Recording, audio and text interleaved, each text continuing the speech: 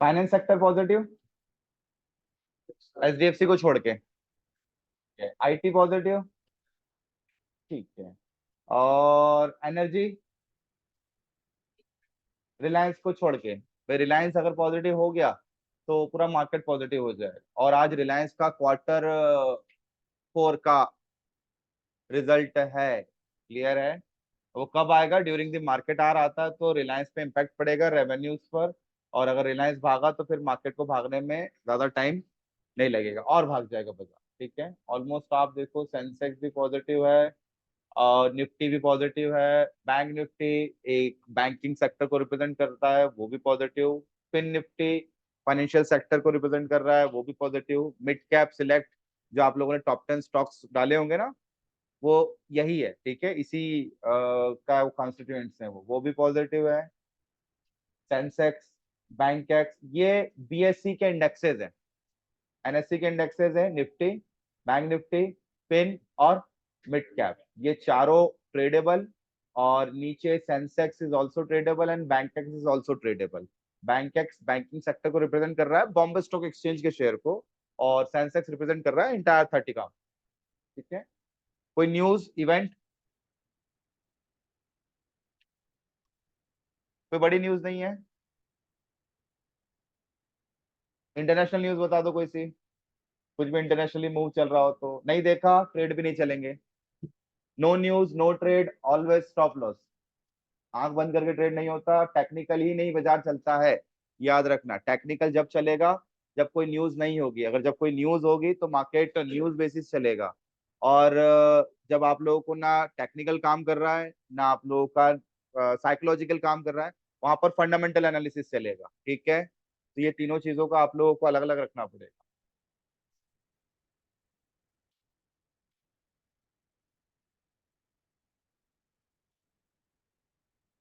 ठीक है, due to that reason market move नहीं कर रहा है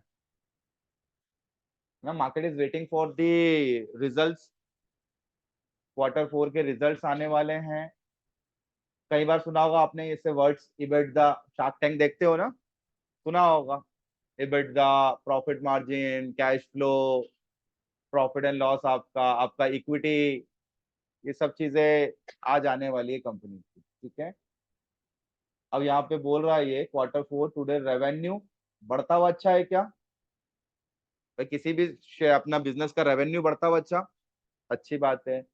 इबिटदा, इबिटदा का मतलब होता है E for earning, B for before, I for interest, T for tax, D for depreciation and A for amortisation. ठीक है, यानी एक ऑल ओवर ग्रॉस बोल दो इसको, gross kind of income, all over gross income. ठीक है, ग्रॉस इनकम एक काइंड ऑफ आपका 10%। वाई ओ वाई का मतलब होता है year on year, yearly basis पर। ठीक है, 10% बढ़ने वाला है। रिटेल टेलीकॉम ग्रोथ बताई हुई है उसने। ठीक है,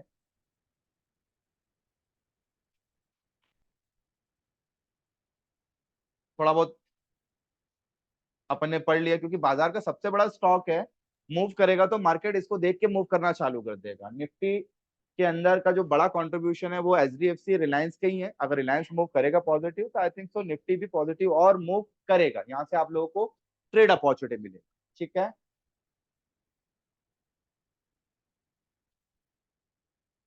चलो। ऑल दो मार्केट के अंदर न्यूज़ेस हिंदी इंग्लिश वाला कोई प्रॉब्लम तो नहीं है भाई।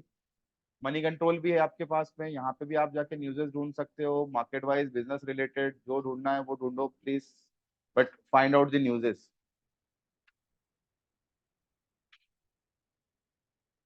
चलो, एक काम करोगे, फाइंड आउट करोगे आज कौन कौन सी कंपनीज के क्वार्टर रिजल्ट आने वाले हैं।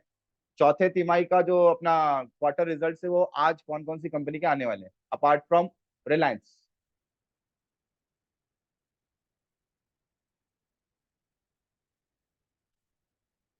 मनी कंट्रोल पे आप लोगों को मिल जाएगा, मिंट पे मिल जाएगा।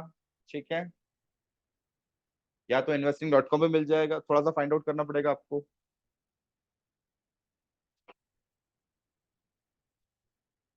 तो दूसरी कंपनी के भी बता। हाँ हाँ, रिलायंस के अलावा और भी हैं आज। तेजस, ठीक है, ठीक है। तेजस का वर्किंग क्या?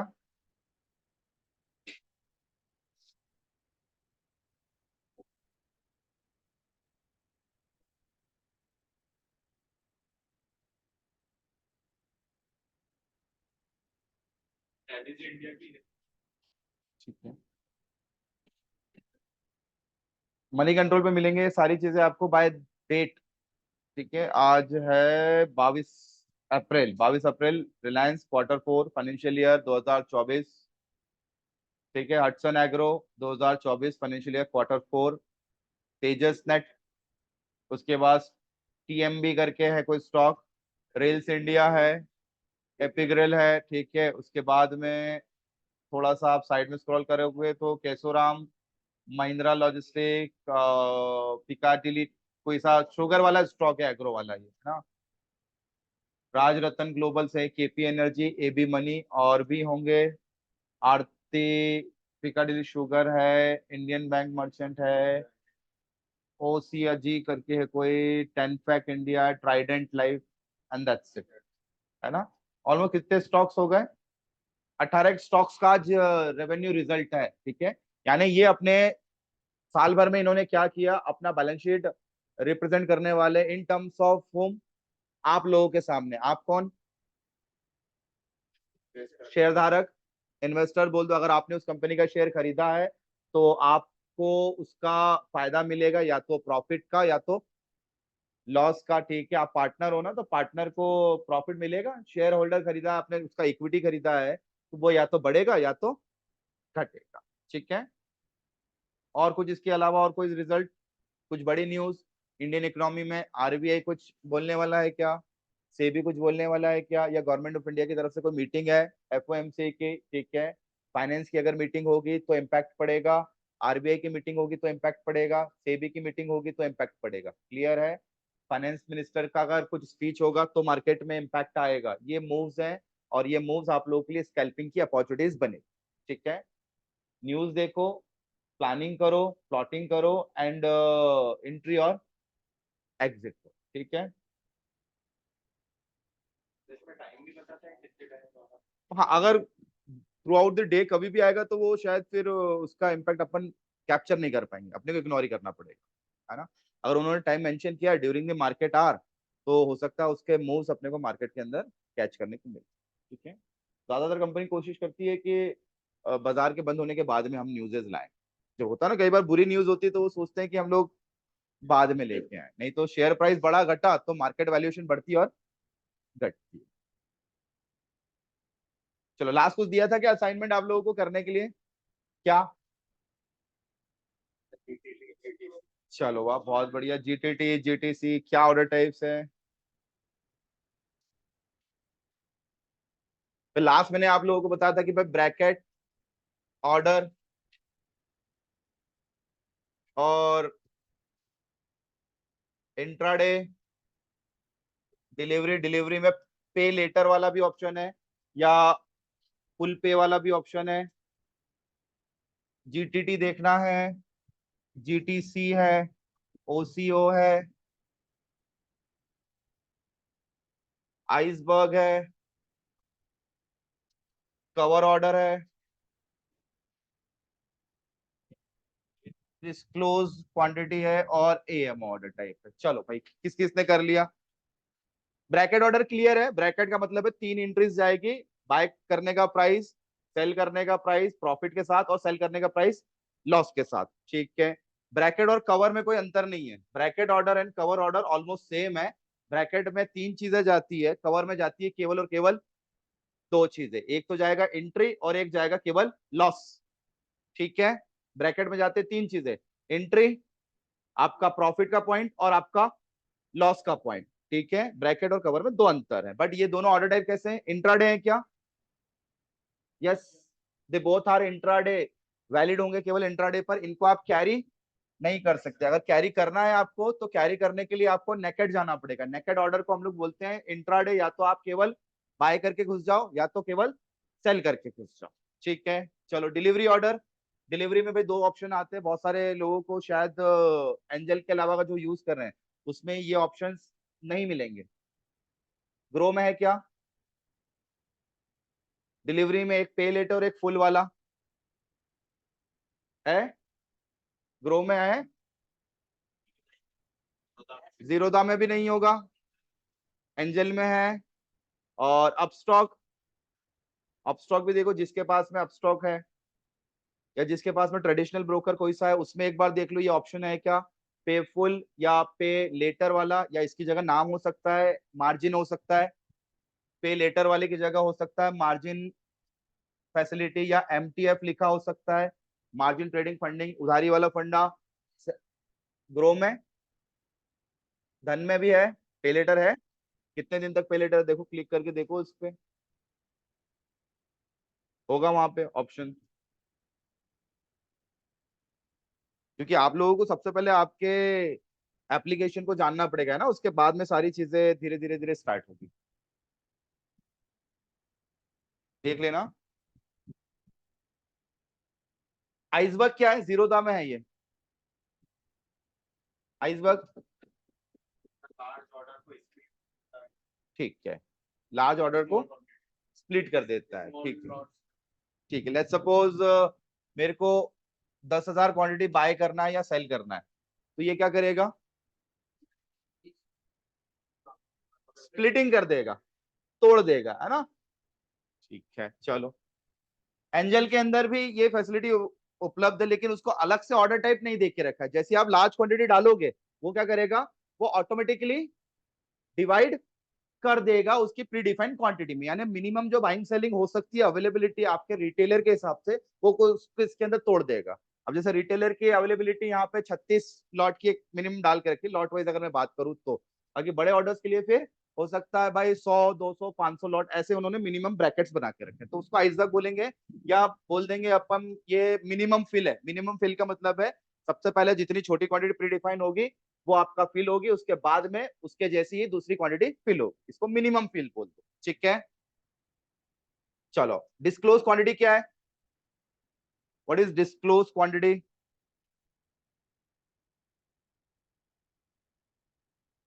क्या ऑप्शन आता है डिस्क्लोज क्वांटिटी यहाँ पर,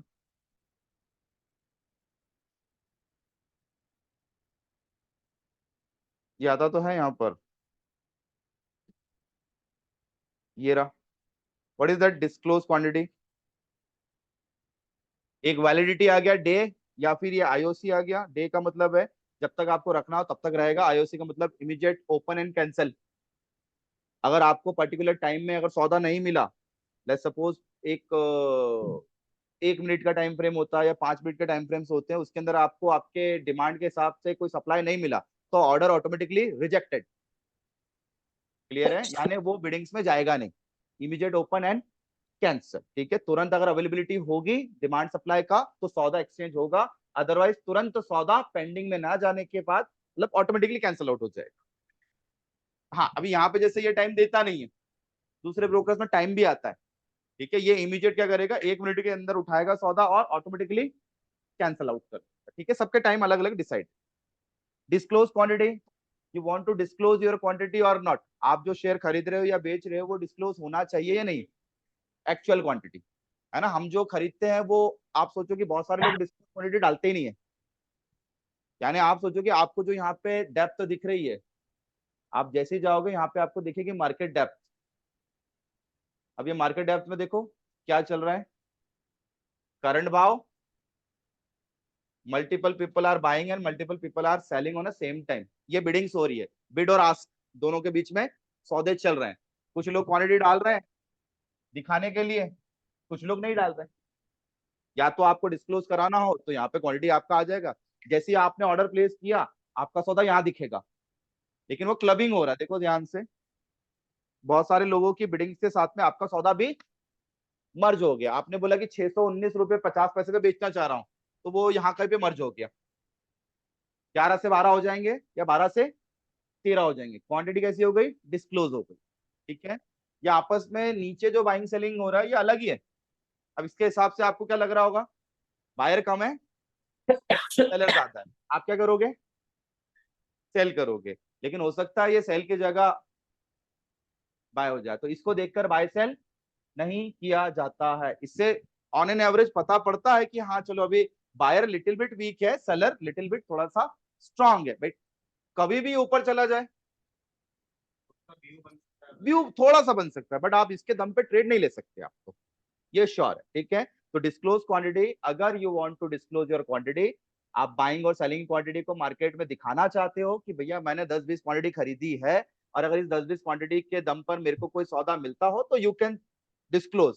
बड़े सौदे डिस्क्लोज किए जाते हैं, छोटे सौदे नहीं। बड़े सौदे में होता है कि भाई मैं बैठा हूं 620 पे, 620 पे मैंने 10,000 क्वांटिटी मैंने बाय करने के लिए लगा दी। अब दिखेगा यहाँ पे, ये मार्केट में दिखेगा कि यार 620 पे 10,000 क्वांटिटी कोई बेच रहा है या खरीद रहा है, तो कोई सेलर आएगा, वो बिडिंग लगाएगा कितने की, 622 की, यहाँ पे डालेगा 5,000 क्वांटिटी। सौदा मैचअप हुआ क्या,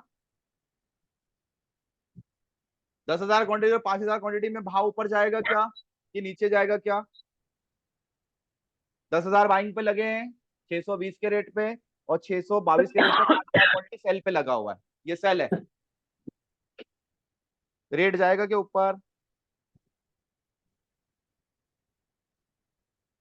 10,000 बाय 620 के भाव पे सौदा लगा है, और एक लगा 622 पे 5,000 सेल, ऊपर जाएगा रेट कि नहीं जाएगा।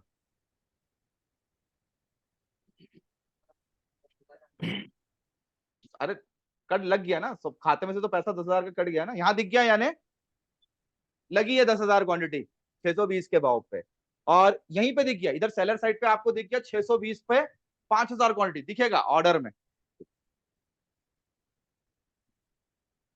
यहाँ दिख जाएगा आपको 5,000 क्वांटिटी, और यहाँ दिख जाएगा आपको 10,000 क्वांटिटी। यहाँ पे दिख जाएगा 620, यहाँ पे दिख जाएगा 622। चल रही है ना मल्टीपल बिडिंग्स, ये बेस्ट बिडिंग बोलते हैं इसको, यानी करंट भाव के सौदे आपको दिख जाएंगे यहाँ। क्या भाव इस कंडीशन में ऊपर जाना चाहिए कि नहीं जाना चाहिए। हैवी क्वांटिटी है 10,000 और 5,000, टोटल वॉल्यूम कितनी क्वांटिटी का आ गया, 15,000 का वॉल्यूम आ गया। अब दोनों क्या चाह रहे हैं, एक चाह रहा 620 से बाय करें, और एक चाह रहा 622 पे सेल करें, यानी कहीं ना कहीं पहले बाइंग की बिड उठ जाएगी मार्केट से, लोग क्या करेंगे 620 पे और खरीदेंगे, क्योंकि ये कोई तो बेचेगा भाई, कोई बेचेगा 620 पे, और ऊपर जाके यही आदमी 622 पे फिर खरीद के फिर बेचे। ये क्या करेगा, सेल वाला ये बेच रहा है, इसने पहले खरीदा होगा, है ना, ये कहीं ना कहीं एक्सचेंज करेगा, ये ऊपर जाकर मार्केट में बायर का क्या होगा, बायर एग्रेसिवली बाय करना चालू कर देगा, और ये स्कैल्पिंग हो गई 2 पॉइंट की। अब वो कब नीचे आएगा कोई आइडिया नहीं है, हो सकता है 620 से जाए 621 तक जाए, और 621 से वापस आ जाए 619।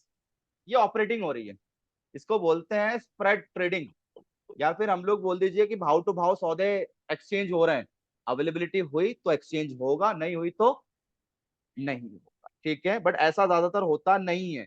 बायर क्या करता है, बायर हमेशा करंट भाव से नीचे के सौदे डालता है, because buyer want a lower price to buy and seller want higher price to cell.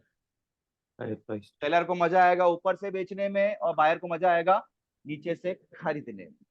इसलिए आप लोगों को इन दोनों के बीच में कई बार स्प्रेडिंग दिखेगी, और वो स्प्रेडिंग बाजार को ऊपर और नीचे मूव कराने के लिए होती है, ठीक है। इसको स्प्रेड ट्रेडिंग बोलते हैं, स्प्रेड ट्रेडिंग, है ना, ये भी होती है।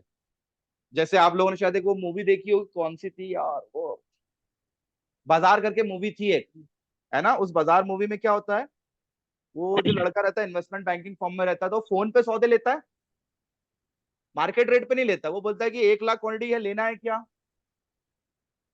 उधर से बोलता है नहीं नहीं नहीं नहीं इतने में नहीं, बोलता है 620 रुपए में, 1 लाख क्वांटिटी बाय, बोला बाय डन, हो गया सौदा। तो ये बड़े लोगों की ट्रेडिंग कैसे होती है, इन्वेस्टमेंट बैंकिंग या बड़े बड़े जो इंस्टीट्यूशन है, इनकी ट्रेडिंग होती है दो म्यूचुअल अंडरस्टैंडिंग के हिसाब से। एक पार्टी रेडी है खरीदने को, एक पार्टी है रेडी है बेचने को, दोनों की ट्रेड हो गए। अब इसकी न्यूज आती है, ये होगी ब्लॉक डील। अब इसकी न्यूज आती है मार्केट में, और मार्केट में आने के बाद में ये पूरा चेंज हो जाता है ना, डिमांड और केवल सप्लाई का गेम है, ये आप लोगों को समझना पड़ेगा बस, ठीक है। इसको देख के ट्रेड ना करें, बिडिंग्स कोई भी कहीं से भी लगा सकता है, मैं यहाँ 1 रुपए भी डाल दूंगा तो भी मेरे को बिडिंग यहाँ पे डिस्प्ले हो जाएगी कि अरे 1 रुपए पे 1 लाख क्वांटिटी आई है, 1 लाख रुपए पे 1 लाख क्वांटिटी सेल पे आई है, दोनों दिखेगा विजिबल, बट ट्रेड होगा क्या, क्योंकि 1 लाख को उसको 1 रुपए पे आने के लिए कितना ऊपर नीचे जाना पड़ेगा, खुद ही देख लो। तो ट्रेडिंग पॉसिबल नहीं है। रिसेंट भाव जो होता है, करंट भाव के ऊपर और नीचे की बिडिंग्स लगा देते हैं तो वहां तक मार्केट रीच करने की कोशिश करता है।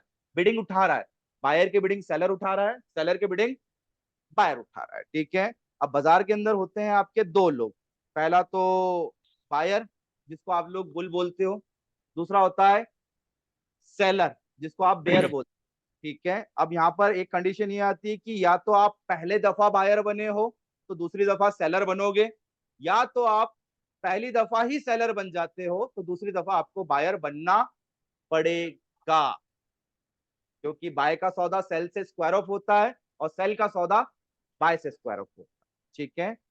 अब यहाँ पे without having quantity can I sell it और नॉट, मैंने इंडाल को नहीं खरीदा, क्या मैं इसको बेच सकता हूँ क्या सेल का बटन दबा के? यस और नो? No sir. कैसे? शॉर्ट सेल, चलो समझाओ फंडा भाई, नया वर्ड आया शॉर्ट सेल, समझाओ। कौन बोला शॉर्ट सेल? समझाओ भाई, व्हाट इज शॉर्ट सेल? मतलब एक सिंपल आइडिया तो ले ही सकते हैं ना अपन। ठीक है।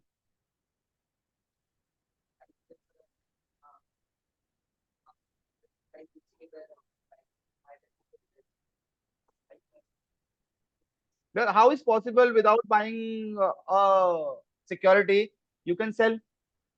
मेरे पास नहीं है, ठीक है, चलो ब्रोकर के थ्रू ले लेते हैं।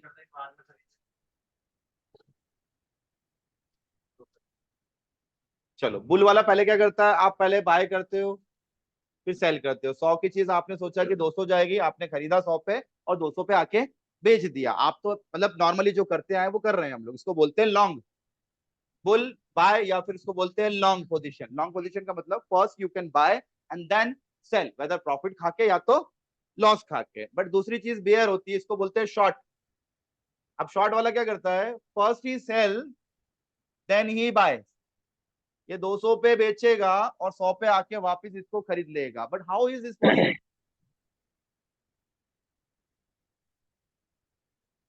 ठीक है, और इसको थोड़ा सा और डिफाइन कर सकते हैं अपन क्या, उधार लेकर। अगर मेरे पास में कोई चीज नहीं है, मैं उधार लेकर बेच सकता हूँ क्या मार्केट में? बस ये दोनों के अंदर एक कंडीशन कॉमन है कि खरीदते वक्त भी इसको 100 रुपए आपके ट्रेडिंग अकाउंट के अंदर रखना है और इसको बेचते वक्त अपने ट्रेडिंग अकाउंट में कितने रखना है, 200। तो डजंट मैटर दैट आपके खाते में पैसा हो या शेयर हो, आपके खाते में उस वक्त आप जो बाय वैल्यू कर रहे हो उतना पैसा होना चाहिए या सेल वैल्यू कर रहे हो उतना पैसा होना चाहिए। ये हमेशा ऊपर जाते में प्रॉफिट लेता है, दैट्स व्हाई इसको हम लोग बोलते हैं ये बुल है या बुलिश हो गया। बुलिश यानी बायर, या लॉन्ग, लॉन्ग बोले तो long term he can carry that सौदा। 100 की चीज को 200 500 1000 तक कैरी कर सकता है, इसके पास में मैक्सिमम लिमिट कब की है, लॉन्ग टर्म। बट ये शॉर्ट बेयर है, सेलर है, इसके पास में लॉन्ग टर्म कैरी करने का अनुमति नहीं है, इसके पास में लिमिटेशन होगा। लिमिटेशन क्या क्या हो सकता है, लिमिटेशन हो सकता है डे का या सम डेट। फंडा समझ में आ रहा है? जहां आपको डेट दिखे, किसी भी चीज में आपको डेट दिखे, कॉन्ट्रैक्ट दिखे, तो उस चीज को आप बेच सकते हो लेकिन उसको कैरी उसकी तारीख तक कर सकते हो। जहां आपको डेट नहीं दिख रही है, जैसे ये हिंडाल्को का शेयर, वहां डेट नहीं दिख रही लेकिन बाय और सेल का बटन दिख रहा है, बाय करूंगा तो 100 612 रुपए या जो भी रेट चल रहा उतने पे बाय होगा और वो ऊपर जाएगा तो प्रॉफिट देगा प्रति शेयर। लेकिन अगर मैं उसको बाय की जगह पहली दफा सेल कर रहा हूं तो 612 रुपए मेरे खाते में होना चाहिए, उतने मेरे खाते से कटेंगे, वो जाएगा किसके पास में, ब्रोकर के पास। ब्रोकर से शेयर आएंगे उधार और मैं उन शेयर को क्या करूंगा, उधार की चीज मैंने बेच दी, किसको बिकी मेरे को आइडिया नहीं है, मैंने तो बोली लगा दी 612 पे मेरा माल बिक गया। अब क्या करना है मेरे को, ब्रोकर को 612 का माल 612 में देना है क्या? अरे कितने में भी दूं, उधार लिया मैंने 612 में, अब 612 की चीज में 600 रुपए में खरीद के वापस उसको लौटा देता हूँ शाम को 3:30 बजे, क्या होगा? लॉस। हायर भाव पे बेचा, लोअर भाव पे खरीद के वापस उधारी लौटा दी। उसको शेयर के बदले शेयर चाहिए था, उसको ये मतलब नहीं था कि 612 का चाहिए, उसको मतलब था शेयर के बदले शेयर। या तो मुझे सेम डे पर लाके दो, या तो अगर डेट है जो चीज आप बेच रहे हो उस पर कोई डेट मेंशन है तो उस डेट के पहले पहले तक आप मुझे ये वापस लौटाओ ये this is a security. Security का मतलब क्या होता है, यानी आप एक एग्रीमेंट कर रहे हो, this is a legal agreement, whether आप म्यूचुअल अंडरस्टैंडिंग से बाय कर रहे हो या फिर उसके करंट भाव पे उसके डिमांड और सप्लाई के हिसाब से बाय और सेल कर रहे हो, किसी ना किसी दिन आपको ये सिक्योरिटी को वापस लौटाना पड़ेगा। टू टेक P&L, प्रॉफिट और लॉस चाहिए तो आपको एक्सचेंज वापस से करना पड़ेगा। इसलिए बायर को सेलर बनना पड़ता है। ये पहली दफा बायर सेलर बन रहा है, बट पहली दफा यू कैन सेल और बाय, ये भी कर सकते हो आप लोग। ये कब करेंगे, जब भी मार्केट नीचे जाता है तो किसी भी चीज को नीचे जाते हुए में बेचो, जितना नीचे जाएगा प्रॉफिट होगा, इसलिए उसको बोल दिया बेयरिश, है ना। बेयर का मतलब भालू, भालू क्या करता है, वो नेचर है उसका, वो नीचे के मार्केट को प्रेडिक्ट करता है। और ये आपका बुल, बुल बोलता है कि भाई मैं ऊपर के मार्केट को प्रेडिक्ट कर रहा हूँ। तो दो टाइप के यहाँ पर ट्रांजेक्शन हो रहे हैं, एक तो बाइंग साइड का ट्रांजेक्शन और एक सेलिंग साइड का ट्रांजेक्शन। इसको कैरी कर सकते हो, ये इंट्राडे कैरी हो जाएगा, ये स्कैल्पिंग भी हो जाएगा, ये स्विंग भी हो जाएगा और ये डिलीवरी भी हो जाएगा। बट ये डिलीवरी होगा ही नहीं, या तो इंट्राडे या तो कोई स्पेसिफिक डेट तक, जहां डेट होगी उस डेट तक आप उसको बेच के होल्ड कर सकते हो, यानी सेल के सौदे को कैरी कर सकते हो। बट डेट अगर मेंशन होगी तो ही, अदरवाइज सेम डे पर आपको कटना पड़ेगा। और सेम डे का मतलब होता है भैया 3:30, और इंट्राडे हुआ तो 3:15, यानी short cell is valid only for a day, जब किसी स्टॉक के आगे या पीछे कोई डेट मेंशन नहीं होगी तो। ठीक है, तो आप चाहे बायर बनो या सेलर बनो, ट्रेडर, ट्रेडर क्या है, ट्रेडर का मतलब यही है ना कि बाइंग और selling back to back move आते हैं मार्केट में, कभी बुलिश हो रहा है कभी बेरिश हो रहा है ना। तो इन मूव्स को हम लोग एज एन स्कैल्प के रूप में लेते हैं। तो स्कैल्पिंग करने में you can become a long और you can become a short. Short का मतलब है शॉर्ट सेल करना, माल बेचना बिना खरीदे बट उधार लेके, और शाम को उधार वापस लौटा देना, महंगे भाव पे या फिर सस्ते। ठीक है, एक एग्जांपल से समझा देता हूं, थोड़ा सा और क्लियर हो जाएगा। चलो निफ्टी का भाव बता दो जरा। निफ्टी यार, बैंक निफ्टी छोड़ो, मुझे पसंद है बैंक निफ्टी।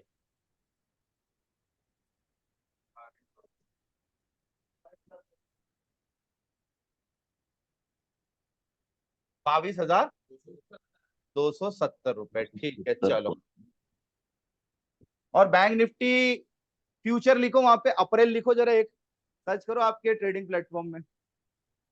एक तो बैंक निफ्टी जहां पे कोई डेट नहीं होती है ना, एग्जांपल ले रहा हूं मैं अभी। हाँ, क्या रेट है, Nifty Nifty Nifty Nifty,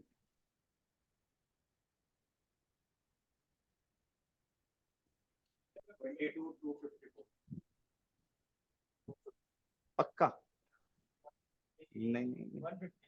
sir ये हाँ, कहाँ देखना है सर ये? 256, ठीक है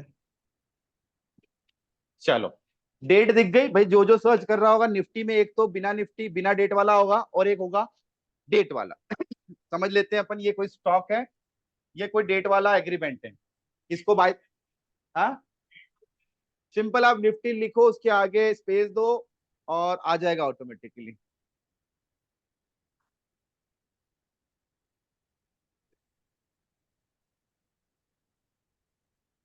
सपोज मैंने यहाँ लिखा निफ्टी, ठीक है। अब जैसे निफ्टी लिखता हूँ ये आ जाते, देखो डेट आ गई, अप्रैल मई जून, है ना। यानी जहां डेट आ गई क्या कैरी कर सकते हैं, सेल का सौदा कैरी हो जाएगा अप्रैल तक, सेल का सौदा मई तक कैरी या जून तक कैरी, ठीक है। अब जैसे मैं इंडाइसेस सर्च करता हूँ, देखो ये ऑल है, मैंने इंडाइसेस सर्च किया, निफ्टी 50 आ गया विदाउट डेट, बैंक निफ्टी आ गया, सेंसेक्स आ गया, ये विदाउट डेट। इसको हम लोग खरीद नहीं सकते, मैं एग्जांपल ले रहा हूँ। अगर इसकी जगह शेयर होता तो उसको हम लोग लॉन्ग टर्म के लिए खरीद और बेच सकते थे, ठीक है। ये दोनों में अंतर है। तो जहां पे डेट आती है, भले ही लिखा हो FUT या OPT, है ना, या फिर कोई PEC लिखा, कुछ भी लिखा हुआ हो, वो डेरिवेटिव है, वो कॉन्ट्रैक्ट है, उसको आप कैरी कर सकते हो बाय की कंडीशन में भी और सेल की कंडीशन में भी कब तक, जब तक उसमें डेट मेंशन है। और जहां कोई डेट मेंशन नहीं, जैसे ये स्टेट बैंक ऑफ इंडिया, ये अपना एसबीआई लाइफ, कोई डेट है क्या आगे पीछे? नहीं है। ये शेयर है, इक्विटी है। कहाँ का शेयर इक्विटी है? एनएससी का, उसके सामने लिखा हुआ है। अब मैं इसको बाय करूंगा तो लाइफ टाइम के लिए बाय होगा, लेकिन अगर इसको मैं सेल करूंगा तो ये सेल इंट्राडे होगा। बाय करूंगा तो लाइफ टाइम, लेकिन सेल करूंगा तो इंट्राडे। अगर इसकी जगह कोई डेट अगर मेंशन होती, अब जैसे मैं यहाँ पे सर्च करूं स्टेट बैंक ऑफ एसबीआई,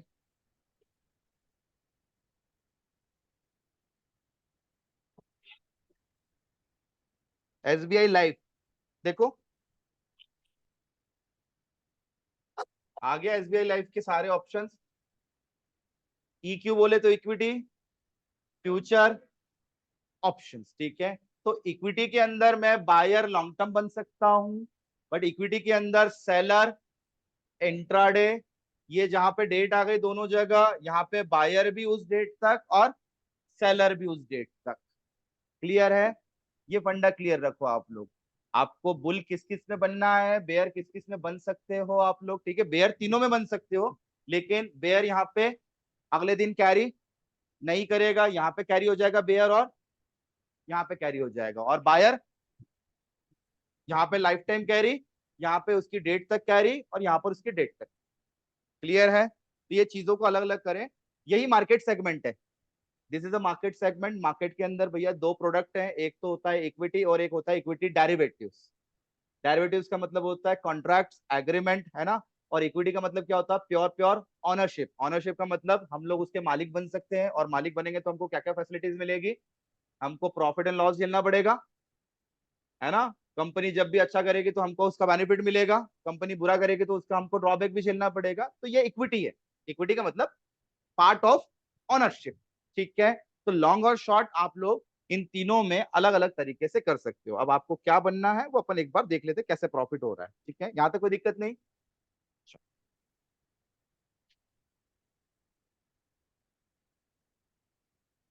चलो एग्जांपल मैं ले रहा था सिंपल,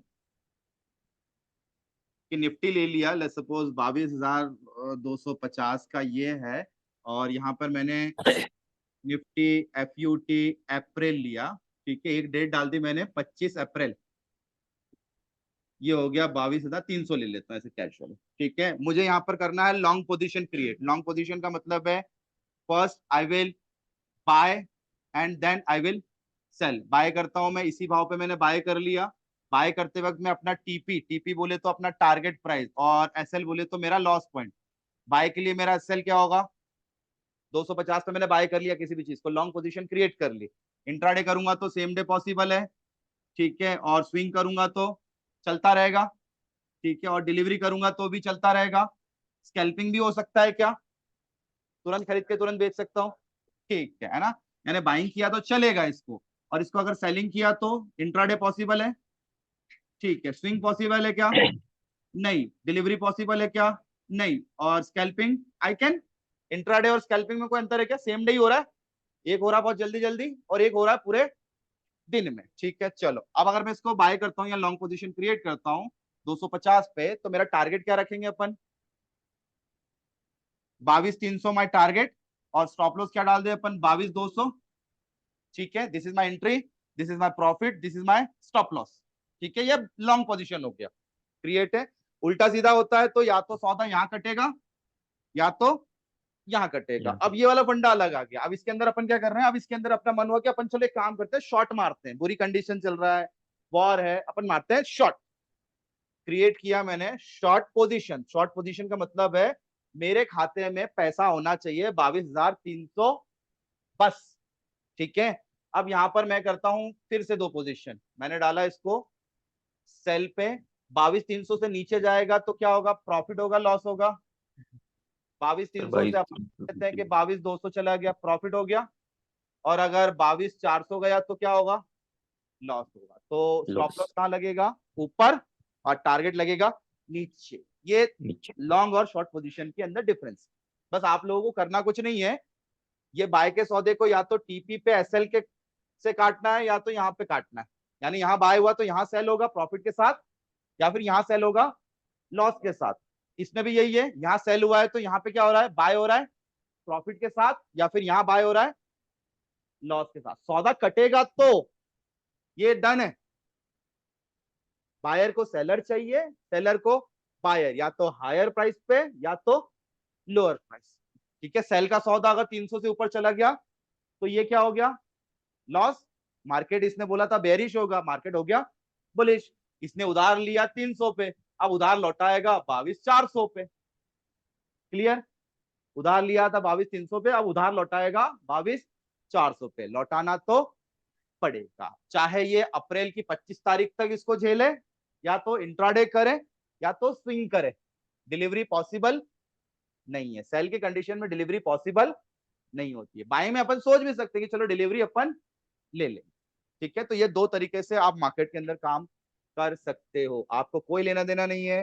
ट्रेडर को क्या चाहिए, ट्रेडर को चाहिए वॉल्यूम। वॉल्यूम का मतलब होता है high demand high supply, fluctuation ज्यादा होगा और मूव्स आपको मिलेंगे, तो या तो लॉन्ग या तो शॉर्ट। ठीक है, क्लियर, यहां तक कोई दिक्कत हो बताओ मुझे।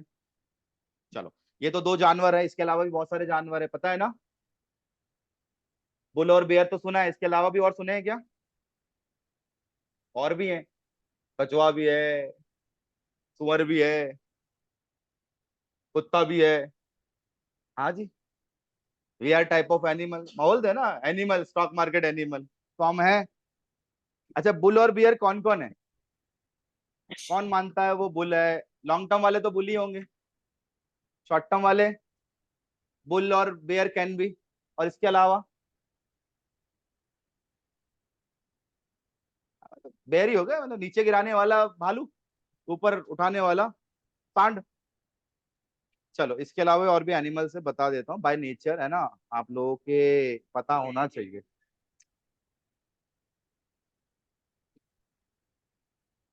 नहीं पता किसी को भी, यार मत तो करो ये भी, तो पता होना चाहिए।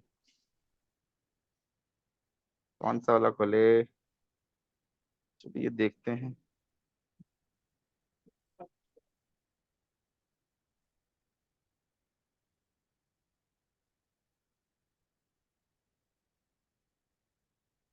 आशावादी निराशावादी है ना, आशा में उम्मीद करता है ऊपर ही जाएगा, है ना। बाजार को ऊपर खींचने वाला बुल होता है एक्चुअली में। बाजार में जिसके पास पावर होती है ऊपर ले जाने की वो होता है बुल। बाजार में जिसके पास पावर होती है नीचे गिराने की वो होता है बेयर। ठीक है, तो बुल और बेयर आप बन सकते हो क्या, नहीं। आप बुल और बेयर के साथ में बुल हो जाते हो और बेयर हो जाते हो, इन्फ्लुएंस होते हो आप लोग। बुल और बेयर बनने के लिए you have sufficient amount of money, या तो इन्फ्लुएंसर होना पड़ेगा, या तो कुछ ना कुछ ऐसा होना पड़ेगा जिससे आप बाजार को ऊपर और नीचे खींच पाओ। ठीक है, ये ऊपर जाते में प्रॉफिट कमाता है लॉन्ग पोजीशन क्रिएट करके, और ये नीचे जाते में प्रॉफिट कमाता है शॉर्ट पोजीशन क्रिएट करके। ठीक है, ये पैसा देता है और शेयर लेता है, फिर बाद में महंगे दामों पर बेच देता है। ये क्या करता है, पैसा देता है, उसके बाद में शेयर उधार लेता है, शेयर को लोअर भाव पे बेचता है, और वापस पैसा उधार देकर जो भी दिया है इसने सेटलमेंट करते हुए डिफरेंस ले लेता है बाइंग और सेलिंग के बीच का। ठीक है, तो वो हो गया बेयर। इसके अलावा दो, है ना, सुनी होगी कहानी, रैबिट और टट, कौन जीतता आखिरी में। ठीक है, तो अच्छा। टट क्या हो गया, लॉन्ग टर्म हो गया क्या, लॉन्ग टर्म हो गया। धीरे धीरे धीरे धीरे धीरे धीरे म्यूचुअल फंड वाला बोल दो, या फिर स्लो इन्वेस्टमेंट बोल दो, या डायरेक्ट इन्वेस्टमेंट बोल दो, कुछ ना कुछ एसआईपी करके धीरे धीरे धीरे पैसा डालते रहता है, और एक ना एक दिन इसका अमाउंट बढ़ जाता है। ठीक है, वो टर्टल हो गया। रैबिट बहुत फास्ट होता है, स्कैल्पर, तुरंत प्रॉफिट तुरंत लॉस लेकर बाहर। तो आप लोग क्या हो, अभी हाल फिलहाल रैबिट बनना चाह रहे हो। ऑप्शन में रैबिट ही बना जाता है, ऑप्शन में इन्वेस्टमेंट कहाँ होता है, फ्यूचर में इन्वेस्टमेंट कहाँ होता है भाई, जहां पे कोई कॉन्ट्रैक्ट होगा। Contract is what, contract is a tradable instrument. कैसा ट्रांजेक्शन है वो, ट्रेडिंग ट्रांजेक्शन है। और इक्विटी जहां पे कोई डेट नहीं होती उसको आप ट्रेड भी कर सकते हो, इन्वेस्ट भी कर सकते हो, स्कैल भी कर सकते हो, सब कुछ कर सकते हो। आरा फंडा समझ में, जहां डेट होगी कोई कॉन्ट्रैक्ट होगा वो एक ट्रेडिंग इंस्ट्रूमेंट है, और जहां कोई डेट नहीं होती वो सब हो सकता है। वहां पे रिस्ट्रिक्शंस थोड़ी सी कम है, बस सेल की रिस्ट्रिक्शन है कि सेल को कैरी नहीं कर सकते, बट जहां पे कोई डेट होती है वहां पर सेल को भी कैरी किया जा सकता है। ये थोड़ा सा आपको लिवरेज देती है। तो स्कैल्पर बनना भी अच्छी बात है, बट हर रोज स्कैल्पर बना जा सकता है क्या? ये रोज बन सकते हो, इसको करने के लिए आप लोगों को बहुत दिमाग लगाना पड़ेगा, ठीक है? तो सम टाइम आप लोग रैबिट भी बनो और मोस्ट ऑफ द टाइम आप लोग टर्टल हो। क्लियर? इसके अलावा और कौन से एनिमल हो सकते हैं? हा, हा, हा। वो मूवी आती थी वो शॉन द शीप में, वो दो पिग्स होते थे, देखा ना? कैसे होते थे वो? ग्रीडी, लालची, है ना, इमोशनल।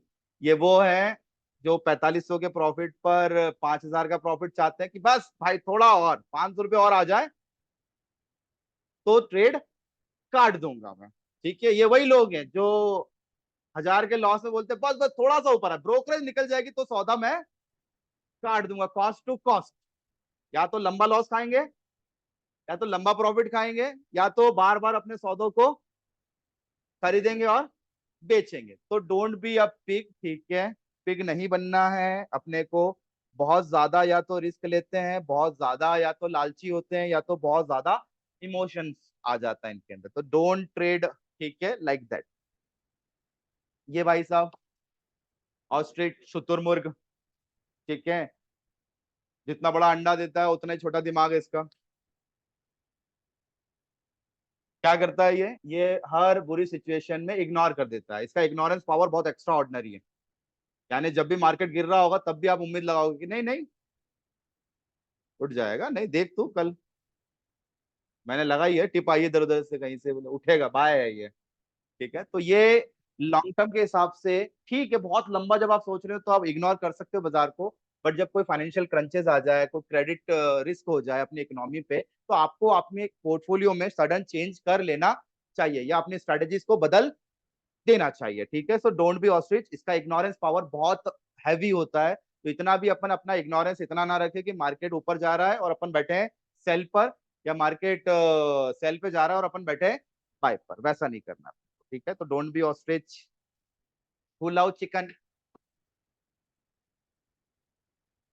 एनिमल प्रेमी कौन है भाई? Animal lover. चिकन से लव करते इसका मतलब नहीं है उसको पालोगे पोसोगे, खा जाओगे काट के। I love chicken. देखो चिकन हो जाता है पैनिक, ये वही है जो 500 का लॉस देख के काटता है, फिर ऊपर जाता है, फिर लेता है, फिर 500 का लॉस देखता है, फिर काटता है ना, देर इज नो डायरेक्शन। बार बार पैनिक होता रहता है। वो नहीं आया था, कौन सा रील था, मैंने जहां से खरीदा मार्केट नीचे गिर गया, फिर मैंने सोचा बेच देता हूँ, मार्केट ऊपर चला गया। वो बैक टू बैक जो दिन भर में 10 20 30 ट्रेड जो होते हैं ना वाईसेल वाले, वो यही है, वो चिकन। ठीक है, तो don't be chicken. Shaun the ship, Telegram वाले, भेड़ चाल। हाँ वही तो है भेड़ चाल, वो यही बोलते हैं हिंदी में, यही बोलते हैं ना भेड़ चाल। नहीं चलने का भाई प्लीज, नहीं तो ये तो गिरेगा गिरेगा, आपको भी गिराएगा। तो don't follow others, do your R&D। Dog, ईमानदार वफादार सुजलॉन के प्रति रहने वाले कुछ लोग, जो 5 रुपए से आज उसको 50 रुपए तक देख लिया। आगे भी ईमानदारी रख रहे हैं क्या? हाँ रख रहे होंगे, कुछ लोग रख रहे होंगे कि नहीं यार हमारे पास में रखा हुआ है 40 के भाव का, या हमारे पास में 5 का भाव का रखा हुआ है, हम इसको 100 पर देखना चाहते हैं। है ना, कंपनी कर रही है, धीरे धीरे धीरे कर रही है ना, इतना पोटेंशियल नहीं, भले नेगेटिव बैलेंस शीट होने के बाद भी कंपनी की लोग उसमें पैसा डाल रहे हैं। ये एक अपॉर्चुनिटी भी होती है काइंड ऑफ, कि नहीं यार जो चीज बहुत पहले महंगी थी वो अभी सस्ती है। अगर कंपनी को 2 4 टेंडर मिल गए, मोदी जी ने बोला कि चलो भाई मोटा भाई बड़ा भाई ये लो बनाओ, क्या होगा? सोलर पावर सबसे बड़ा, सुजलॉन का अगर एग्जांपल लूं मैं तो बहुत बड़ा उसके पास में एक्सपीरियंस है मार्केट का, ग्रीन एनर्जी और सोलर पावर के मामले में। अडानी भी देखो कि उसके सारे प्रोजेक्ट्स में आप लोगों को सुजलॉन मिलेगा, और बहुत सारे बड़े प्रोजेक्ट्स में सुजलॉन मिलेगा, तो एक अच्छा स्टॉक है। तो ऐसे गिरे हुए फंडामेंटली जो स्टॉक्स होते हैं उनको हम लोग बोलते हैं पैनी स्टॉक्स। और इन पैनी स्टॉक में से जो 10 में से 9 कंपनी है वो हो जाती है बंद, और एक आध कोई ऐसा 0 to हीरो हो जाता है, उसको हम लोग बोल देते हैं भैया हम डॉग इन्वेस्टर हैं। उम्मीद लगाते हैं कि मालिक आएगा शाम को घर, पक्का आएगा, 4 दिन नहीं आएगा तो वेट करूंगा मैं, ठीक है। तो डॉग बन सकते हो समवट, बट ऐसा ना करे कि भैया मैंने खाते में डाला मेन अमाउंट 1 लाख रुपए, तो 1 लाख रुपए में मैं पूरे के पूरे मैंने पेनी स्टॉक उठा लिया और उम्मीद लगा रहा हूं मैं कि 3 महीने में बढ़ेंगे, 6 महीने में बढ़ेंगे, है ना। ये समय के साथ बढ़ते हैं, 90% पैसा वाइप आउट हो जाएगा और वो 10% हो सकता है 100 200 या 1000 टाइम्स आप लोगों का हो जाए।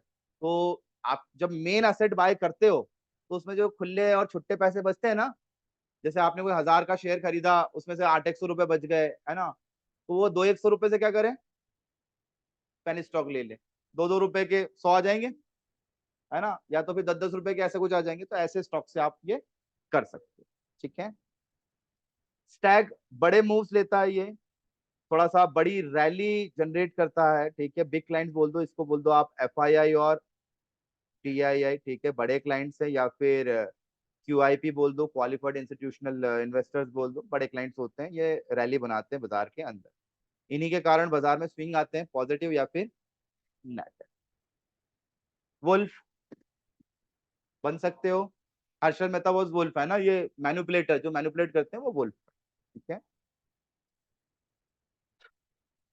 लैम डक ये बाउंस बैक में काम करता है, जब मार्केट नीचे जाता है तो ये बाइंग करने की कोशिश करता है, ऊपर जाता है तो सेलिंग करने की कोशिश करता है, ठीक है। हॉक एंड डो थोड़ा सा स्टॉक को बहुत ज्यादा फोकस करके प्लानिंग प्लॉटिंग करके प्लानिंग करके ये आपका बाइंग और सेलिंग करता है, ठीक है। पॉलिसी मेकर भी बोल दो आप, और काइंड ऑफ बहुत बड़े मूव्स कैप्चर करता है। वेल्स शार्क कौन होगा, बिग इन्वेस्टर्स एफआईआई डीआईआई, ये बड़े क्लाइंट्स आपका, हमको इन्हीं के साथ में मूव करना है, ठीक है। एक तो आपका शार्क हो गया, आपका वेल हो गया, बड़े क्लाइंट्स हैं, और वुल्फ मैनिपुलेटर्स जो बाजार के अंदर ये न्यूज़ेस पे आते रहते हैं ना, ये खरीद लो, ये बेच दो, आजकल जी बिजनेस और सीएनबीसी वाले भी यही हो गए, ट्रैपिंग करते हैं वो लोगों को। आपको क्या पता जो स्टॉक दे रहे हैं बैठ के खड़े होके वो क्या कर रहे हैं, घुसा तो दिया, निकालेंगे कब। तो इसलिए डोंट फॉलो दी अदर्स, ठीक है। अब इनमें से आप क्या बनना चाहोगे, बताओ भाई, what you want to be, don't tell me bull और बियर। टर्टल, रैबिट, और फॉलो किसको किया जाए, वेल्स को, शार्क को फॉलो किया जाए, और फॉलो करने के लिए आप लोगों को पढ़ना पड़ेगा डाटा न्यूज और एक्टिविटी आप लोगों के एफआईआई और टीआईआई, ठीक है। This is activity, daily basis पर रोज खरीदारी बिकवाली होती है। लास्ट फ्राइडे तक के डाटाज हैं, अप्रैल का डाटा ये रहा। अभी तक अप्रैल में बड़े क्लाइंट ने 1,71,612 करोड़ का ग्रॉस परचेसिंग किया है, और ग्रॉस सेल किया 1,93,841 करोड़ का, जिसमें 22,000 करोड़ रुपए बाजार से वाइप आउट हो चुका है, निकल चुका है एक्स्ट्रा। बट उसी की जगह हमारा डीआईआई, हमारे इंडिया के बड़े क्लाइंट्स, उनकी बात की जाए तो 1,61,282 का बाइंग और 1,40 का सेलिंग, यानी ओवरऑल बाजार में 21,268 करोड़ का इसने पंप इन किया। पंप इन पंप आउट है ना, पंप और डंप बोलते हैं इसको, आया और गया। अब दोनों को एक्यूमुलेट करो, क्या हुआ मार्केट में ओवरऑल, हल्का फुल्का सेलिंग है या न्यूट्रल बोल दो, जितना बाजार के अंदर से निकला है उतना ही बाजार में एड ऑन हो गया, यानी बाजार के अंदर कोई एक्स्ट्रा मूव आएगा क्या, नहीं आएगा, ठीक है।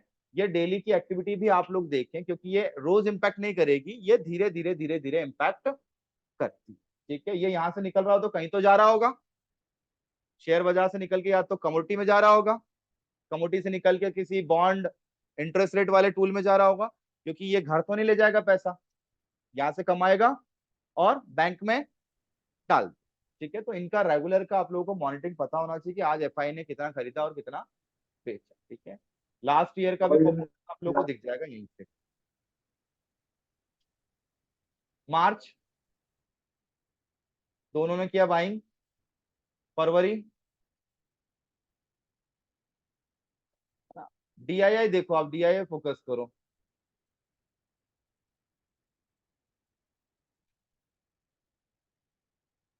डीआईआई बैक टू बैक 2020 के बाद में उसने बहुत ज्यादा बाइंग करना चालू कर दिया, और एफआईआई ने कंटिन्यूसली सेलिंग करना चालू कर दिया। बाजार के अंदर जो आपको धीरे धीरे मूव मिल रहे हैं वो डीआईए के कारण मिल रहे हैं, पॉजिटिव मूव।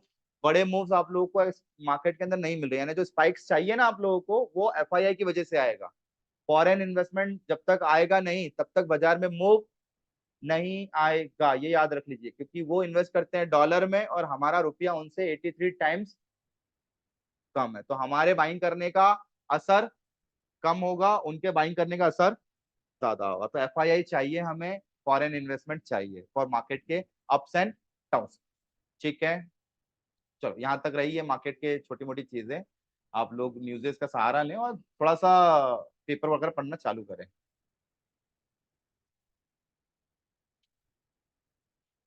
चलो ऐसा जैसे कोई मूव नहीं मार्केट के अंदर, मुझे कुछ दिख नहीं रहा है, मार्केट वैसे ही रहने वाला है।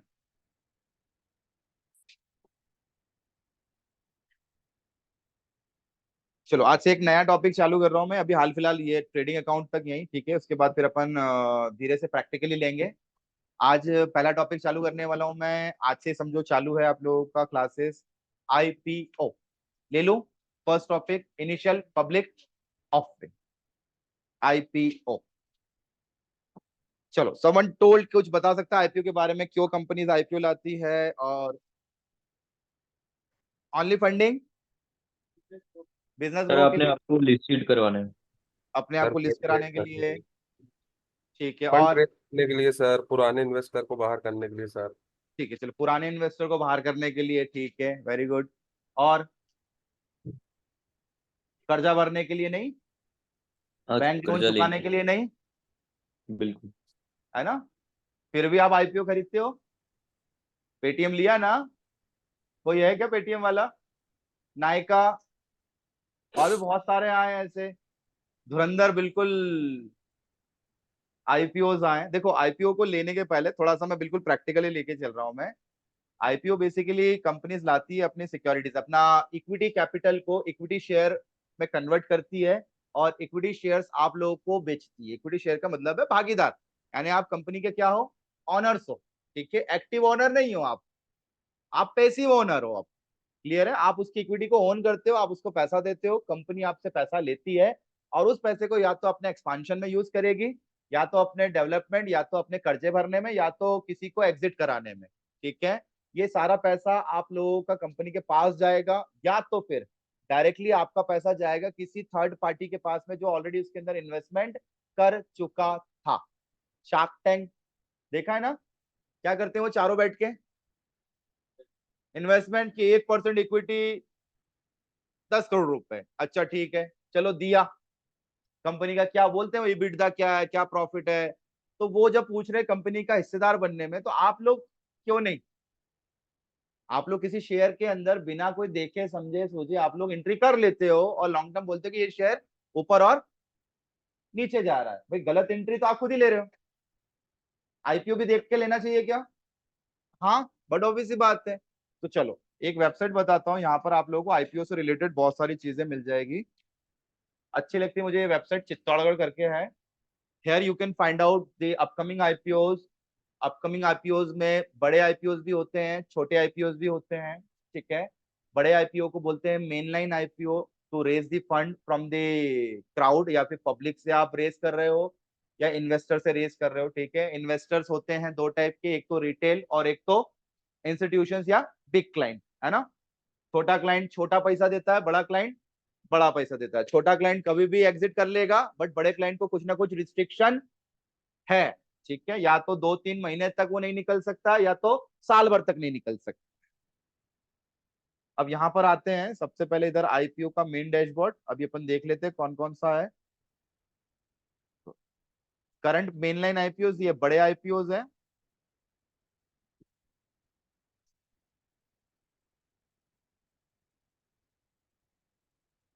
जेकेएन इंडिया लिमिटेड, वोडाफोन आइडिया का बहुत चल रहा है ना, बट वो आईपीओ नहीं है,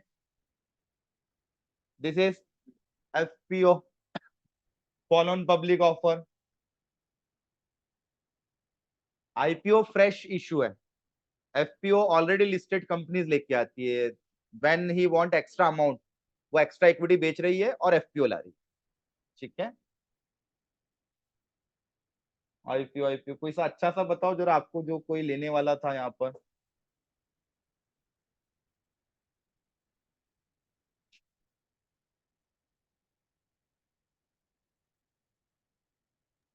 3 सर अप्रैल। LIC।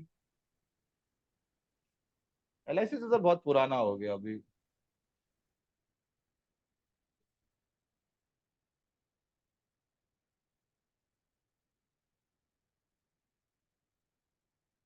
नोवारा जाना।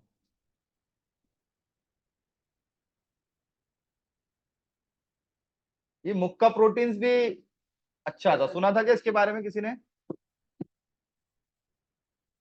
सर। तो लॉट की भी डील लगा दी। ठीक है चलो एक काम करते हैं, ऐसे ही ले लेते हैं, मुक्का प्रोटीन्स ले लेते हैं।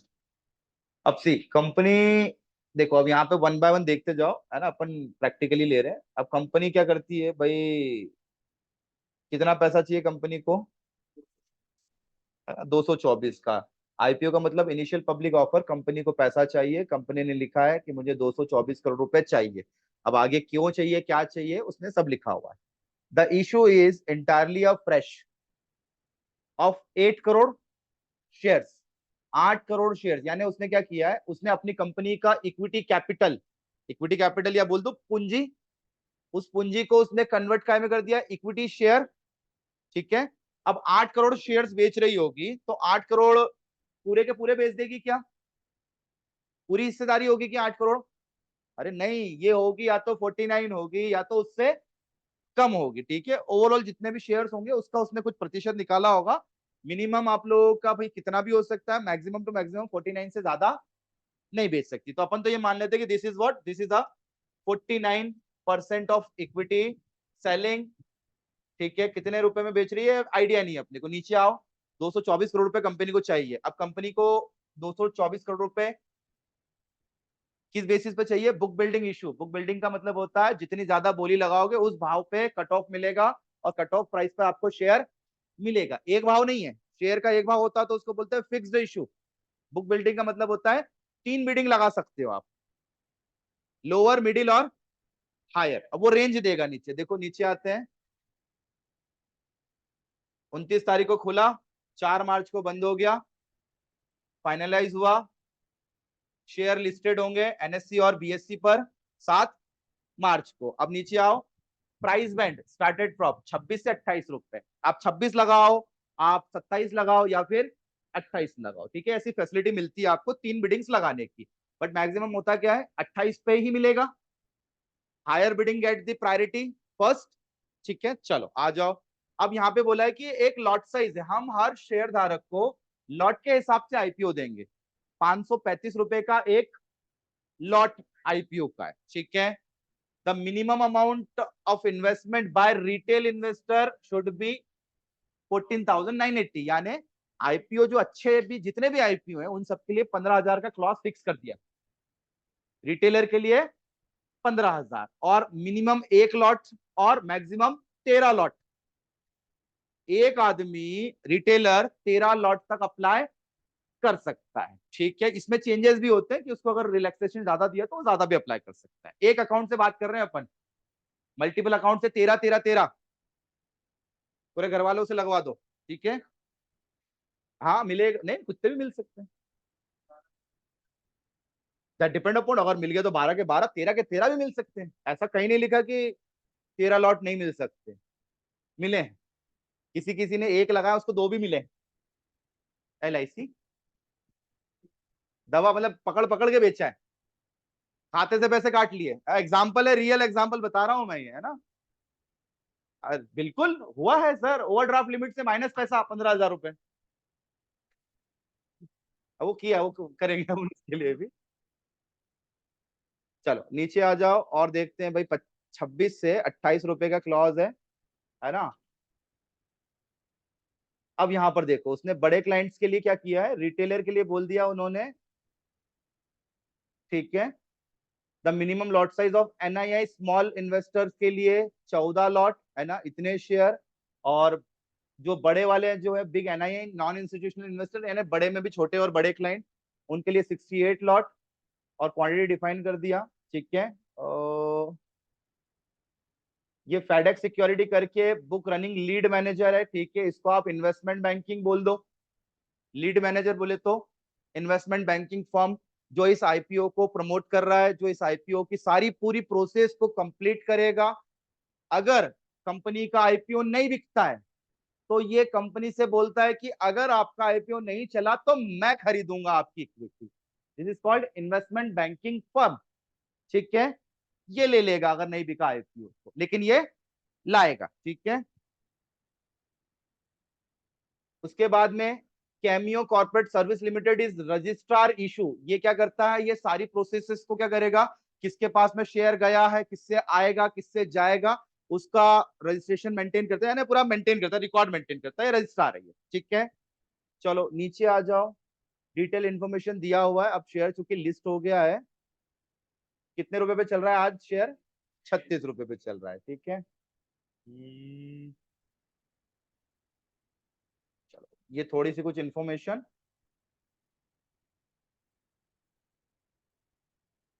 बहुत इंपॉर्टेंट है ये फेस वैल्यू। जब भी इक्विटी कैपिटल यानी जब कंपनी को शेयर बनाना होते हैं तो वो इक्विटी कैपिटल को पहले कन्वर्ट करती है फेस वैल्यू में। फेस वैल्यू का मतलब है कितने नंबर ऑफ शेयर्स मार्केट के अंदर आएंगे या कितने नंबर ऑफ शेयर्स दो पार्टनरों में बटेंगे, उसका हिसाब किताब फेस वैल्यू से होता है। लेट्स सपोज मैंने 1 लाख रुपए के कैपिटल को, इक्विटी कैपिटल को मुझे कन्वर्ट करना हो 1-1 रुपए के फेस वैल्यू से, तो कितने शेयर बन जाएंगे? 1 लाख बन गए। अब उस 1 लाख में से मैं 49% शेयर को मैं आईपीओ के थ्रू बेच दूं, क्या 1 रुपए में बेचूंगा क्या? नहीं, ये इक्विटी कैपिटल को यानी नेटवर्थ को शेयर्स में कन्वर्ट करने का एक प्रोसेस है जिसमें कन्वर्जन होता है। उस कन्वर्जन वैल्यू को हम लोग बोलते हैं face value. This is the actual value of a share जो इंडियन मार्केट में 1, 2, 5 या 10 रुपए तक होती है। क्लियर है? 1, 2, 5 या 10 रुपए तक होती है। तो अपनी कंपनीज अपने हिसाब से शेयर वैल्यू का फेस वैल्यू डिसाइड करती है। अगर फेस वैल्यू ज्यादा होगा तो नंबर ऑफ शेयर्स कम होंगे, और फेस वैल्यू अगर कम होगा तो नंबर ऑफ शेयर्स ज्यादा होंगे। ठीक है, इससे भी भाव कैलकुलेट नहीं हुआ, ये केवल शेयर आ गए इससे। चलो नीचे आओ। प्राइस बैंड रखा है। इन्वेस्टमेंट बैंकिंग ने बोला कि भैया तुम्हारा माल जो है 1 रुपए की बजाय 26 रुपए और 28 रुपए में बेचना चाहिए। ठीक है, इन्वेस्टमेंट बैंकिंग बोलता है ये। Lot size 535, total issue size 8 crore share का। ठीक है, 8 करोड़ शेयर्स बिकेंगे। अब यहाँ पे दो ऑप्शन आ गए, देखो। First one is the fresh issue, second one issue type. ठीक है, पूरा फ्रेश है। अब यहाँ पर आप लोगों को 2-3 ऑप्शन दिख जाते हैं। या तो दिख जाएगा आप लोगों को ओएफएस या एफपीओ, ये दो चीजें दिखेगी। ओएफएस का मतलब होता है offer for sale. Already company अपने शेयर्स किसी इन्वेस्टर्स के आपको बिकवा रही है, यानी ऑलरेडी उस कंपनी के अंदर पहले से कोई भागीदार था, उस पार्टनर के शेयर आपको बिकवा रही है। डायरेक्ट कंपनी से शेयर नहीं आ रहे। जब डायरेक्ट कंपनी से शेयर नहीं आ रहे तो डायरेक्ट कंपनी में पैसा जाएगा क्या? नहीं जाएगा। ठीक है, तो ओएफएस का मतलब है ऑफर फॉर सेल। इसमें कंपनी से शेयर नहीं आते हैं, किसी थर्ड इन्वेस्टर से शेयर आपको मिलते हैं और आप उसको पैसा दे देते हो, तो इससे कंपनी को कोई प्रॉफिट नहीं। अब चूंकि ये मुक्का वाला कैसा शेयर है, फ्रेश इशू लिखा हुआ है ना, यानी कंपनी से शेयर आ रहे हैं और कंपनी में पैसा जाएगा। अब कंपनी उससे कर्जा भरे तो भी अच्छी बात, कंपनी उसको कहीं ग्रोथ में लगा दे तो भी अच्छी बात। और एक होता है एफपीओ, जैसे अभी वोडाफोन का एफपीओ आ रहा है, follow on public offer. Company already share बाजार में लिस्टेड है बट कंपनी को और पैसे की जरूरत पड़ गई, वो चाहती है कि भाई हम पैसों से थोड़ा सा काम कर लेंगे, तो वो अपने शेयर्स को और रिलीज कर रही है। हो सकता है कंपनी ने पहले 30% शेयर इक्विटी रिलीज किया था, अब वो बोल रहे कि 10% और इक्विटी रिलीज कर रहे हैं with the process called follow on public offer. जैसा आईपीओ जैसे ही होता है लेकिन ऑलरेडी शेयर लिस्टेड है, तो ये एक डिस्काउंटेड वैल्यू समझ लो। शेयर लिस्टेड है बट शेयर और मिल रहे हैं नए या पुराने ग्राहकों को जो अप्लाई करेगा उसको, तो ये कैसा हो गया? डिस्काउंटेड वैल्यू वाले शेयर हो गए। ठीक है, डिसाइड करेगा ना, उसने लिया होगा ना, उसने भाव दिया होगा कि भाई 8 रुपए 9 रुपए, करंट वैल्यू से ऊपर नीचे थोड़ा बहुत होगा बस। ठीक है,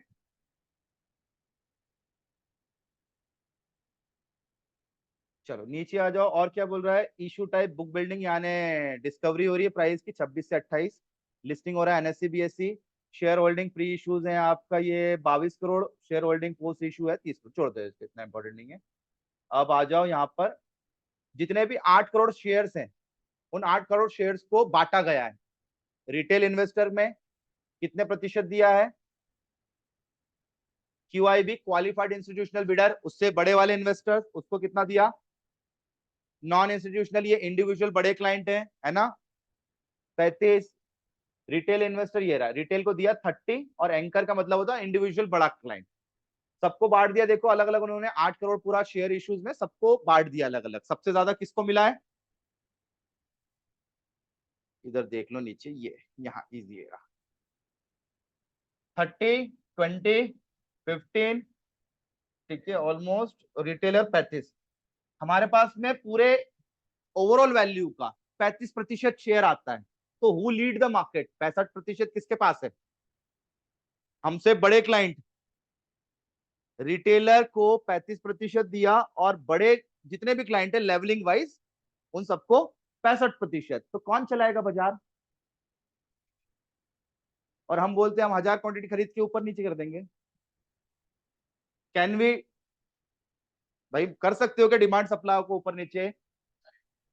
अरे 1000 के तुम 10,000 भी खरीदोगे तो बाइंग पावर किसके पास में? ऊपर रखा हुआ है। आपने खरीदने के लिए ऑर्डर डाल दिया, कोई बेचने वाला है ही नहीं, क्या होगा? पेंडिंग। ऑर्डर पेंडिंग हो जाएगा, इससे ज्यादा कुछ नहीं होगा। भाई अवेलेबिलिटी होगी, आधी भी होगी तो भी तो ऊपर नीचे होगा। अब आप डाल रहे हो 1000 क्वांटिटी बाय करने पे और बेचने वाले 2 रेडी हैं, कुछ नहीं होने वाला, आपका बिडिंग पेंडिंग पड़ा है। ठीक है, तो डिमांड और सप्लाई प्रॉपर्ली होगा तो आप लोगों का मूव आएगा। इसलिए रिटेलर क्लाइंट को कम सुविधा मिलती है, बड़े क्लाइंट को ज्यादा सुविधा। बड़े क्लाइंट के ऑर्डर्स भी बड़े, छोटे क्लाइंट के ऑर्डर्स भी छोटे हैं। मोमेंटम कराने का काम बड़ा क्लाइंट करता है, छोटा क्लाइंट नहीं। इसलिए आप लोगों को मार्केट में बड़े क्लाइंट के मूव्स को कैप्चर करना पड़ेगा। ये वही टाइप से है जैसे वो शार्क के पीछे फीड करती हुई छोटी छोटी मछलियां है ना, वो सेल्फ फीडिंग कर लेती है, वो फीड करता है तो वो ऑटोमेटिकली फीडिंग हो जाता है। तो हमारा काम है इन 65 को मॉनिटर करना। यही ऑपरेटर है, यही प्रमोटर मान लो, इनको ये सब आपस में ही कहीं ना कहीं लिंक है। न्यूज लाने का काम किनका होता है? इनका होता है। किसको ट्रैपिंग करते हैं? रिटेलर को ट्रैपिंग करते हैं। किसका पैसा खा सकता है? बड़े का बड़ा नहीं खाता, वो कर लेगा। बड़े का छोटा ही खाएगा पैसा, और उसमें हम लोग आते हैं रिटेलर्स। दैट्स व्हाई ट्रैपिंग सबसे ज्यादा रिटेलरों के लिए होती है, बड़े क्लाइंटों के लिए नहीं। क्लियर है? तो ये चीज थोड़ा सा ध्यान रखें। शेयर 35% ही मिला है हमको, बाकी 65 बड़े क्लाइंट। चलो नीचे आए, थोड़ा सा कंपनी के बारे में देखा। कंपनी क्या करती है? फिश प्रोटीन प्रोडक्ट्स बनाती है, फिश मील, फिश ऑयल और फिश सुटेबल पास, क्या क्या बनाती है। ठीक है, ठीक है, कुछ ना कुछ होगा stock. The company export its product to over 10 countries. ठीक है, Bahrain, Bangladesh, Chile, Indonesia, Malaysia, Myanmar, Philippine. ठीक है, चलो बढ़िया है, यानी बाहर कंट्रीज में देती है। कंपनी का एम्प्लॉय बेस है 385। ठीक है, क्वाइट गुड, कोई दिक्कत नहीं है। It's foreign subsidiary ocean aquatic proteins है ना, यानी इसका फॉरेन कोलेबोरेशन भी है। ठीक है, चलो अच्छी बात है। Company operates 3 bleeding plants, 5 storage facilities which located in India of AI. Okay, ISO है। अभी तक मोटिव नहीं आया इस कंपनी का कि भाई इसका मोटिव क्या था शेयर से पैसा उठाने का। आ गया? चलो, ऑब्जेक्टिव ऑफ मुक्का प्रोटीन्स, आईपीओ क्यों चाहिए इसको? सी, पहला, कंपनी को चाहिए वर्किंग कैपिटल, माल खरीदने बेचने के लिए उसको चाहिए पैसा। ठीक है, उसको करना है इन्वेस्टमेंट। ठीक है, इन्वेस्टमेंट इन एसोसिएट्स वाइजा एंटो प्रोटीन्स, और कहीं ना कहीं उसको कंपनीज में वर्किंग कैपिटल्स की जरूरत है। ठीक है, अच्छी बात है। और एक लाइन में उसने सब फिनिश कर दिया। जनरल कॉर्पोरेट पर्पस, क्यों चाहिए पैसा सर? एवं। ठीक है, अब आप बताओ इन तीनों ऑब्जेक्टिव से आप इसको पैसा दोगे? क्यों नहीं? अच्छा तो कर रहा है बेचारा, इसने ऐसा तो नहीं बोला कि मेरे को उधारी भरना है, लाओ पैसा दो। क्वाइट गुड, अच्छा है ऑब्जेक्टिव, कोई दिक्कत नहीं है। जा सकते हो क्या इस आईपीओ पे?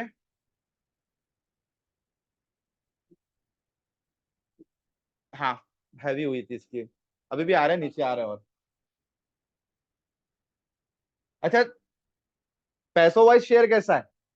28 रुपए का।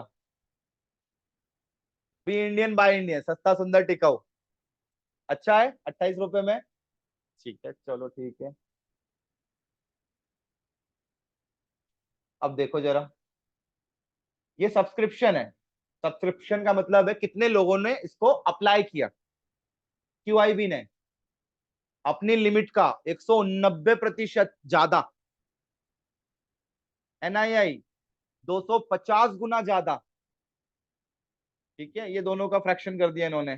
रिटेलर दबा दबा के भरा है 58 गुना ज्यादा, और ओवरऑल सब्सक्रिप्शन कितना आया 136 गुना ज्यादा ओवर सब्सक्राइब हुआ, यानी हर 136 पर एक IPO।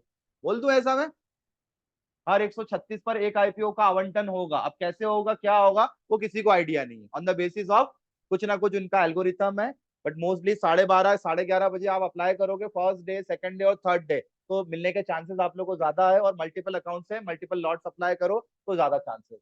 ठीक है, ऐसा कुछ नहीं है कि नए नए को नहीं मिलता है, पुराने को मिलता है, ऐसा कुछ नहीं है ना।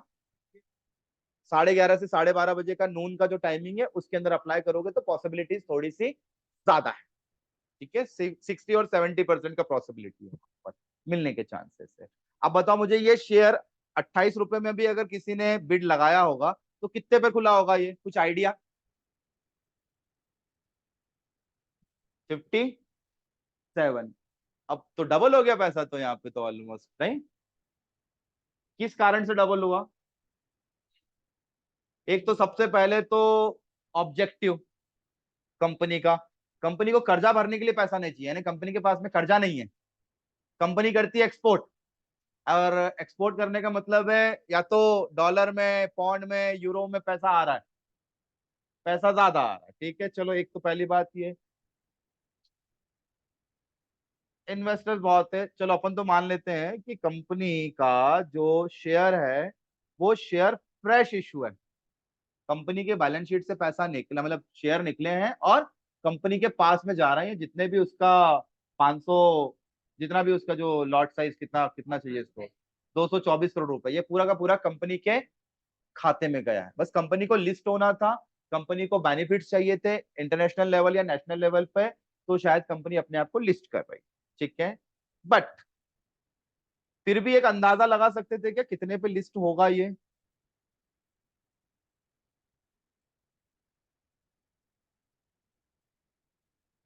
हाँ हाँ, है वो, टकरा रहा है वो वर्ड है ना। हाँ, वो टकरा रहा है, समझ गए। कोई अंदाजा लगा सकता है कि किसी भी शेयर के लिस्ट होने का?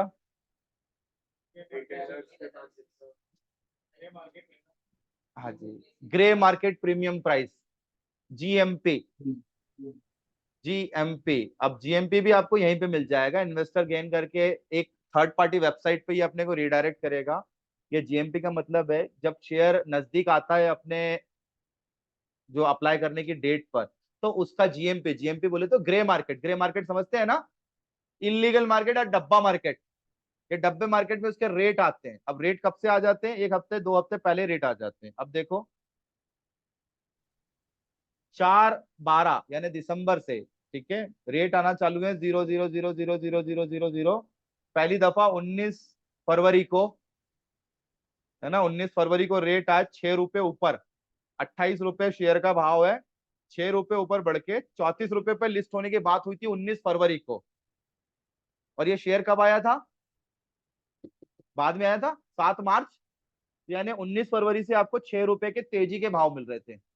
अब देखो 6 से 20 तारीख को भाव तेजी के साथ में 4 रुपए तेज हो गए, भाव हो गए 10 रुपए, भाव हो गए 11, 15, 15,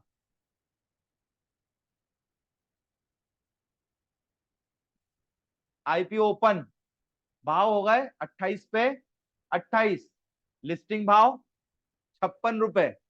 आपने देखा कभी भी GMP कम नहीं हुआ, 6 रुपए से GMP बढ़ा ही है, यानी बेस प्राइस हमेशा उसका बढ़ता जा रहा है ना। लोगों को इस पे थोड़ा सा ट्रस्ट था। ये डब्बा ट्रेडिंग हो रही है, ये डब्बा ट्रेडिंग के रेट आते हैं इलीगल मार्केट से, या फिर बोल दीजिए म्यूचुअल मार्केट से आते हैं यार, बड़े क्लाइंटों से ही आ रहा है। 19, 29, उसके बाद में फिर एक साथ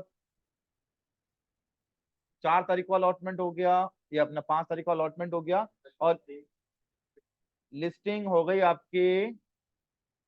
लिस्टिंग के वक्त रेट GMP 35 रुपए आ रहा था। ठीक है, अब एक काम करते हैं, रेट देख लेते हैं। मुक्का प्रोटीन्स एनएससी और बीएससी में आया है, उठाया,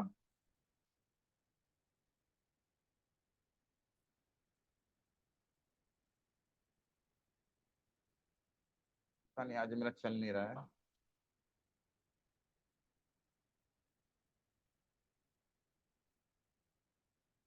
ये इसका अभी तक का इतिहास खंगाल लेते हैं। ये रहा इसका चार्ट, नया नया है तो चार्ट ज्यादा बनेगा नहीं, है ना, ज्यादा कैंडल नहीं होगी। 7 मार्च को ओपन हुआ था 40 रुपए, हाई गया 42 रुपए 25 पैसे, लो गया 38 रुपए 20 पैसे 25 पैसे, और क्लोज हो गया 42 रुपए 25 पैसे। फिर उसके बाद में ओपन हुआ 43 रुपए, हाई गया 43 95, लो गया 40 15, क्लोज हो गया 40 15 पे।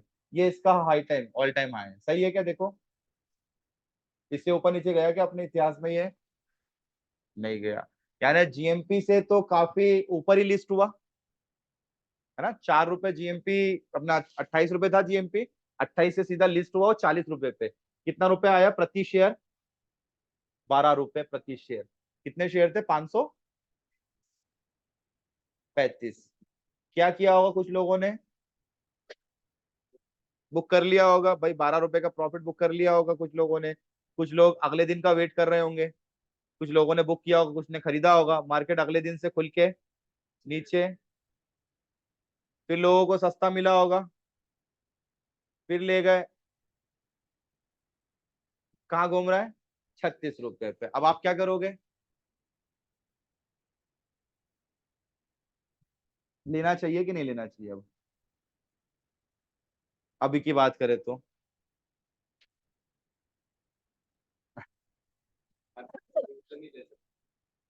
कैसे लोगे? जब तक आप अब इसके क्वार्टरली रिजल्ट्स नहीं देखोगे, आप इसकी रैली कैसे पता लगाओगे? क्योंकि कैंडल तो है ही नहीं यहाँ पे, मूव तो है नहीं, डिमांड सप्लाई है क्या?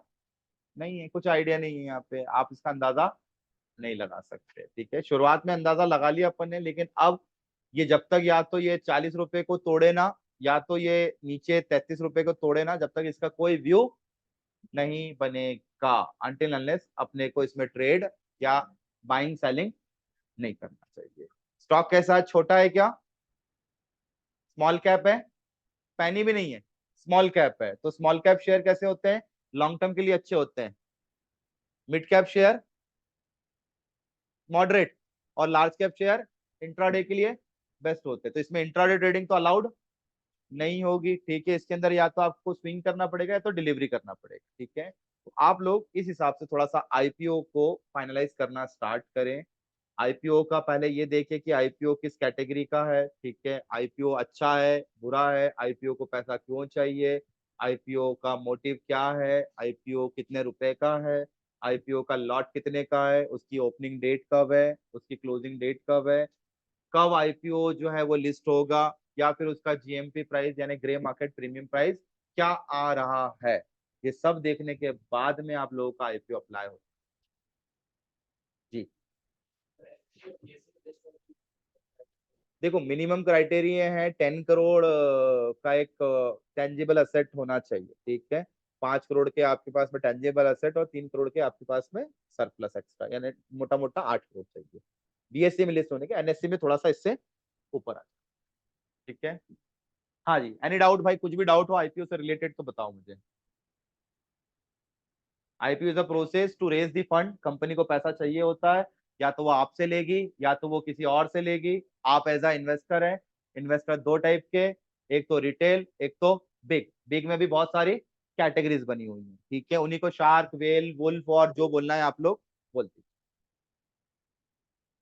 कोई रिस्ट्रिक्शन नहीं है, आईपीओ लिस्ट होते से आप बेच दो बाहर, कोई आपको बोलेगा नहीं। आप या तो लॉन्ग टर्म रखो, कोई बोलेगा नहीं।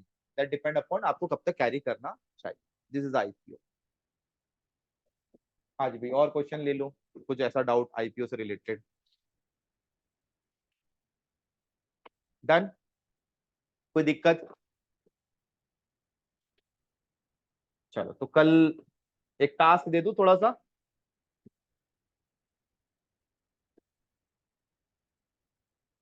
2-3 ऐसी केस स्टडी दे देता हूं, जैसे वाई एल आई सी का आईपीओ फेल, वाई पेटीएम, है ना, वाई पेटीएम फेल्स, वाई, और कौन सा फेल हुआ था, नायका। इन तीनों का केस स्टडी भाई, इनके आईपीओ फेल क्यों हो गए, क्या रीजन था इनके आईपीओ के फेल होने में, कैसे इशू थे ये, इनके ऑब्जेक्टिव्स क्या थे, और क्या गलतियां हुई इनसे बैलेंस शीट पढ़ने में, या फिर जिन्होंने अप्लाई किया है उनसे क्या गलतियां हुई, ठीक है। अच्छा आईपीओ था या बुरा IPO. Paytm Nykaa, LIC Paytm और नायका, ठीक है, what is the difference by their IPO. Done. चलो कल इसी को थोड़ा सा और आगे लेंगे, कैजुअली ले रहा हूं मैं अभी भी, है ना। किसी का फर्स्ट डे क्या आज, हाँ हाँ हाँ, तो ठीक है, कैजुअल, कोई इशू नहीं, फर्स्ट डे ही समझो इसे।